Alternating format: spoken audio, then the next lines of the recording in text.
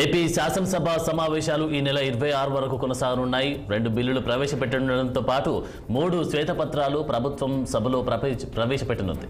సభాపతి చింతకాయల అయ్యన్న పాత్రుడు అధ్యక్షతన సోమవారం నిర్వహించిన శాసనసభ వ్యవహారాల సలహా కమిటీ సమావేశంలో ఈ మేరకు నిర్ణయం తీసుకున్నారు. ఈ సమావేశాలకు వైసీపీ నుంచి ఎవరు హాజరు కాలేదు. సోమవారం ఉభయ సభలను ఉద్దేశించి governor justice S Abdul Nazeer ప్రసంగించారు. ఆయన ప్రసంగంపై ధన్యవాద తీర్మానం ప్రవేశపెట్టి దానిపై చర్యను మంగళవారం చేపట్టాలని బీఎస్సీలో నిర్ణయించారు.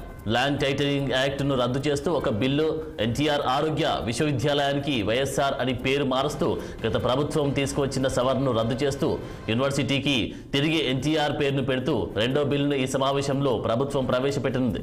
రాష్ట్ర అప్పులు, ఆర్థిక పరిస్థితి, గత ప్రభుత్వ మద్యం విధానాల వల్ల జరిగిన ఘోరాలు, శాంతి భద్రతలపై మొత్తం 3 శ్వేతపత్రాలను ప్రభుత్వం సభావేదికగా ప్రవేశపెట్టనుంది. ఈ ఎజెండాను బీఎస్సీ ఆమోదం తెలిపింది.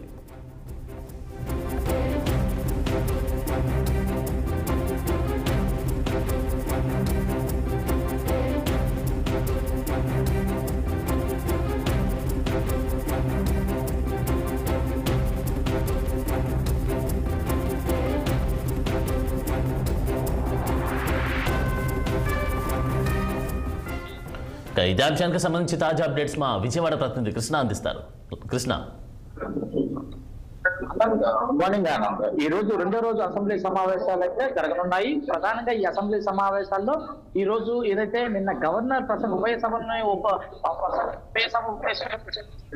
ఏదైతే ఆ తీర్మానం ఉందో ఆ తీర్మానంపై ఈ రోజు ధన్యవాదాలు తెలిపే తీర్మానాన్ని ప్రవేశపెడుతున్నారు. దీనిలో ముఖ్యమంత్రి కూడా ఆ ధన్యవాదాలకు సంబంధించి కూడా ప్రసంగించున్నారు. దీంతో పాటు సభ్యులంతా కూడా ఏదైతే గవర్నర్ ప్రసంగానికి ధన్యవాదాలు తెలిపే కార్యక్రమం కూడా ఉంది. దీంతో పాటు ఏదైతే ప్రధానంగా 2 బిల్లులు అయితే ఈ రోజు ప్రవేశపెట్టినారో, ఒకటి ల్యాండ్ టైటిల్ యాక్ట్ సంబంధించి ల్యాండ్ టైటిల్ యాక్ట్ రద్దుకు సంబంధించి బిల్లును కూడా ఈ రోజు అసెంబ్లీలో ప్రవేశపెట్టినారు. దీంతో పాటు గతంలో ఉన్నటువంటి గత ప్రభుత్వం వైఎస్ఆర్ హెల్త్ యూనివర్సిటీగా పేరు మార్పు చూశాను. ఈ నేపథ్యంలో ఈ ప్రభుత్వం వచ్చాకైతే ఏదైతే ఎన్టీఆర్ హెల్త్ యూనివర్సిటీ నుంచి వైఎస్ఆర్ గా మారినటువంటి యూనివర్సిటీకి వైఎస్ఆర్ యూనివర్సిటీ నుంచి పేరు మారుస్తూ అంటే ఎన్టీఆర్ యూనివర్సిటీగా కొత్తగా నామకరణం చేస్తూ కూడా బిల్లు అయితే ప్రవేశపెడుతుంది. దాన్ని కూడా ఈ రోజు ఈ 2 బిల్లులు కూడా అసెంబ్లీలో చర్చకైతే పెట్టి ఆమోదించినట్లు తెలుపుతుంది. ఇదే కాకుండా దాదాపుగా 10 శాసనసభ్యులు అడిగిన 10 ప్రశ్నలకు మంత్రులు కూడా సమాధానం చెప్తారు ఈ ప్రశ్నోత్తరాల సమయంలో కూడా.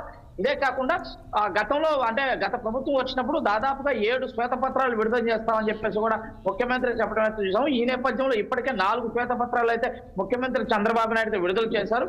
అదేవిధంగా మరొక 3 శ్వేతపత్రాలను విడుదల చేయడానికి అసెంబ్లీ వేదికగానే మేము విడుదల చేస్తామని చెప్పారు. ఈ నేపథ్యంలో శాంతి భద్రతలకు సంబంధించి రాష్ట్రంలో గత ప్రభుత్వంలో చేసినటువంటి ఏ విధమైన దమనకాండ జరిగింది, ఎలాంటి ఎన్ని కేసులు పెట్టారు, అదే వివిధ పార్టీలతో పాటు సామాన్య కార్యకర్తలపై నమోదైన కేసులు, వాటికి సంబంధించినటువంటి తీరుతెన్నులకు సంబంధించి వాటిని ఎండగడుతూ కూడా గత ప్రభుత్వం చేసినటువంటి వైఫల్యాలను ఎండగడుతూ కూడా శాంతి భద్రతలకు సంబంధించిన శ్వేతపత్రాన్ని కూడా ముఖ్యమంత్రి చంద్రబాబు నాయుడు అసెంబ్లీ సాక్షిగా విడుదల చేయన్నారు.